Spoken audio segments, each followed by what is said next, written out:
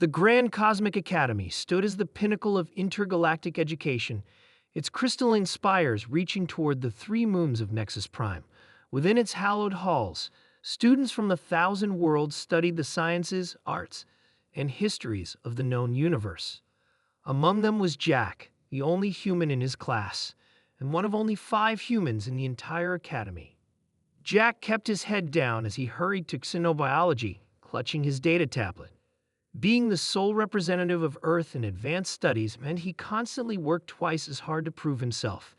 The Academy had only started accepting humans 30 years ago, considering Earth a developing world barely worth notice. "Hey, Dirt-born," called Trell, a blue-scaled Arterian whose family controlled 3 star systems. "I heard they're adding Earth to today's threat assessment lecture. Must be embarrassing to come from such a primitive mudball." Jack ignored the taunt. After 2 years at the Academy, he'd learned that engaging only encouraged them. Instead, he slipped into Professor Nax's classroom and took his usual seat in the back row. "Today," announced Professor Nax, his 4 eyes blinking in sequence, "we continue our analysis of evolutionary threat classifications across the Galactic Council territories." The professor's tentacle waved, and a holographic display of categorized worlds appeared above the students. As you know, the Council classifies all sentient species according to their evolutionary path and potential threat level. Most Council worlds are Category 2 or 3, species that evolved as cooperative gatherers or symbiotic organisms. Jack noticed a small notation at the bottom of the display where Earth was listed. Unlike the other worlds in Category 4, competitive omnivore evolution, Earth had an asterisk. Professor Nax continued, "For completeness, I've included the recent preliminary assessment of Sol 3, or Earth, as its inhabitants call it. Note the provisional classification." Jack leaned forward. Earth wasn't in Category 4 as he'd expected. It was listed under Category 6, a classification he'd never seen before. "Excuse me," Professor called Lena, a tentacled Melbosian sitting near the front. "I thought classifications only went to Category 5. What does Category 6 mean?" The professor's skin darkened slightly, a sign of discomfort among his species. An excellent observation. Until recently, the highest classification was indeed Category 5, reserved for apex predator evolution paths like the now extinct Krell.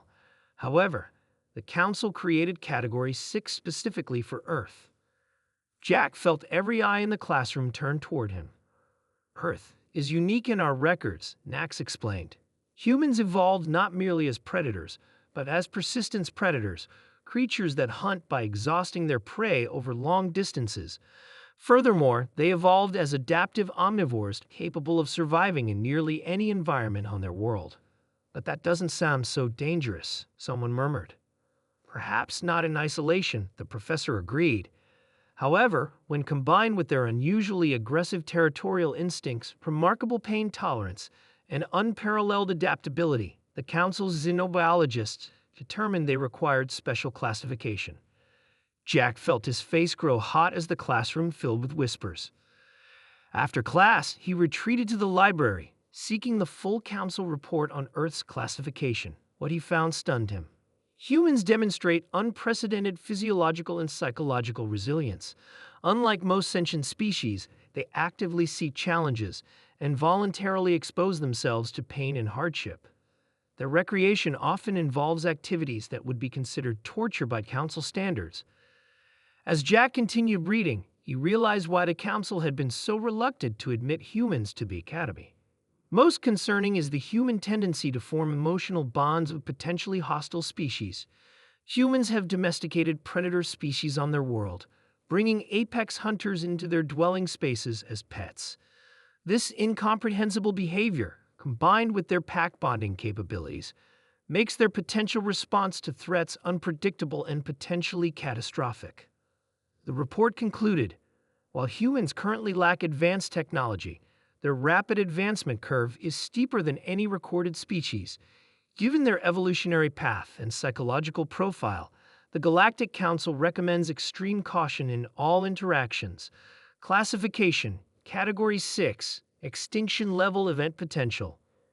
Jack closed the file, his mind reeling. Humans were considered that dangerous. The next day, a commotion in the Academy's main hall drew his attention.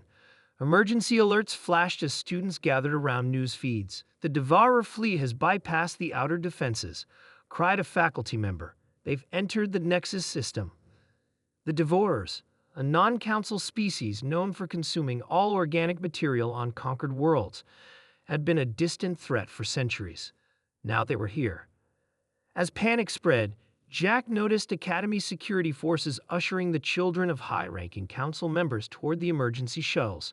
Others were being directed to shelter in place, a death sentence if the Devourers reached the planet. Without thinking, Jack accessed the Academy's communication system through his tablet, using a backdoor he discovered months ago.